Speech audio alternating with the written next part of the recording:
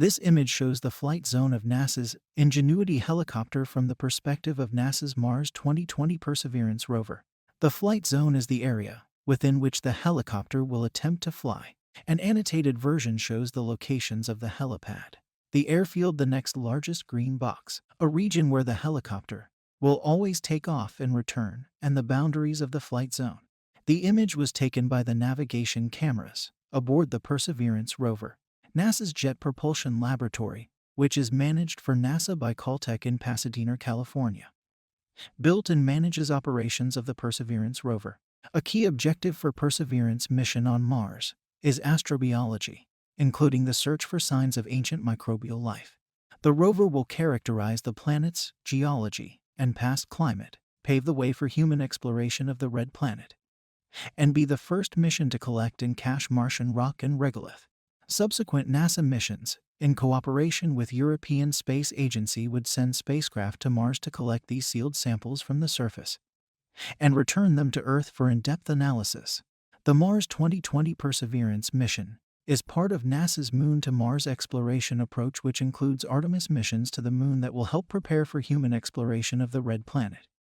Here is also the video from NASA that explains the Ingenuity helicopter's flight plan on Mars. It has been a long journey, and everything from test programs that had failures in the early days, and you can roll the video, all the way culminating in actually building a Ingenuity flight model that is flight-worthy and can go to Mars.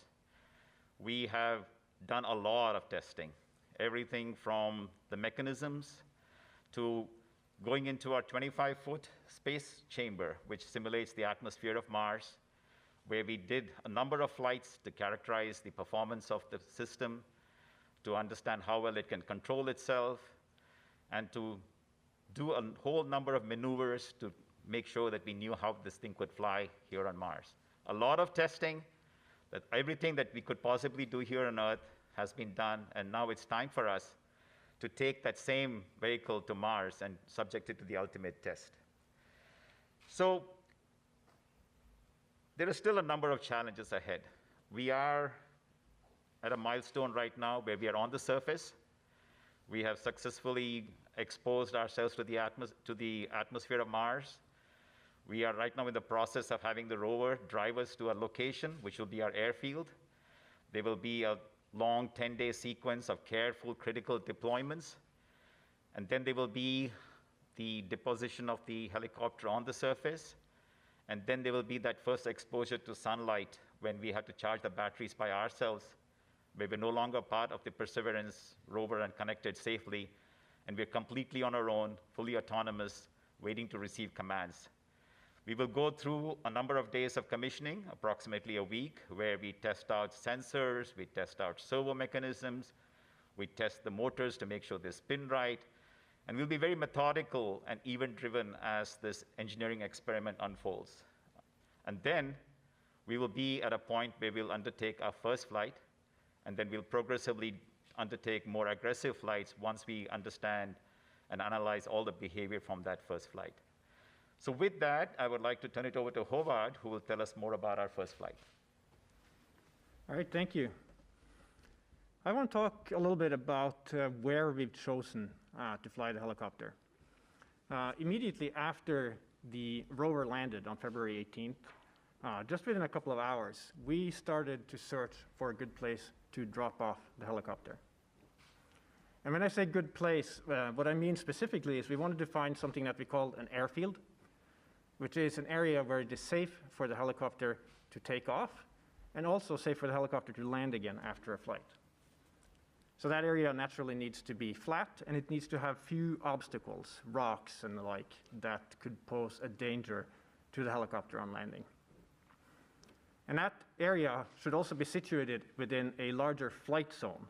So a flight zone is where the flights themselves will happen. And we're also looking for something relatively flat there. And we're looking for something that has enough texture.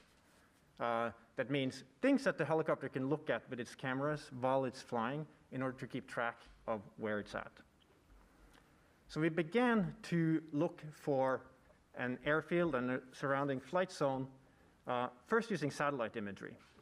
And then, as they became available, images taken by the rover itself after it landed. And we began to realize that we might just have a really great airfield right in front of our noses. In fact, we have a satellite image, if we can pull that up, that shows where the rover landed, as well as the flight zone and the airfield. And you can see it's just right north of where we landed.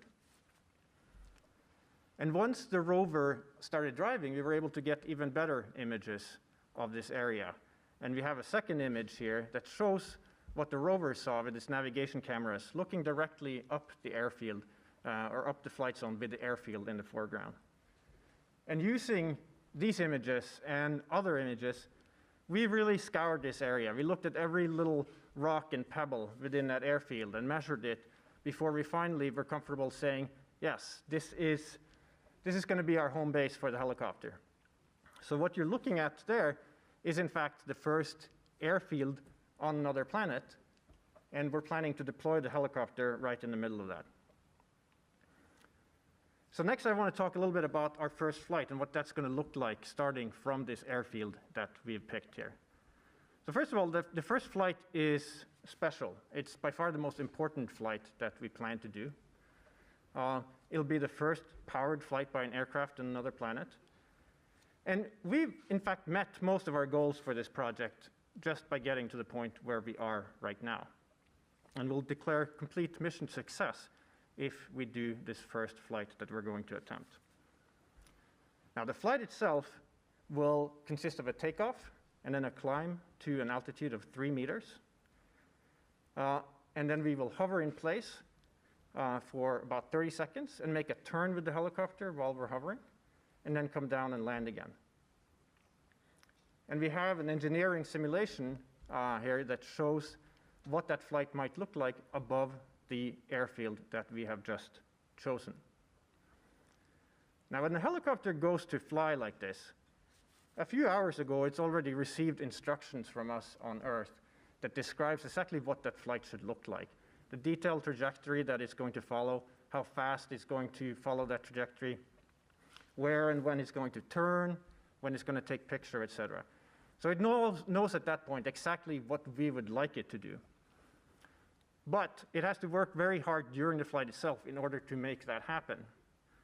In particular, it takes images of the ground below it at a rate of 30 images per second and analyzes those in order to track the features on the ground to see how it is moving across the ground. And it combines that with other sensor measurements in order to make tiny adjustments to the controls, 500 times per second, to stay exactly on the trajectory that we've prescribed for it, and to fight off disturbances that tries to take it away from that trajectory, like winds and gusts. Thank you for watching our video. For more awesome videos, please don't forget to subscribe our channel. Thank you.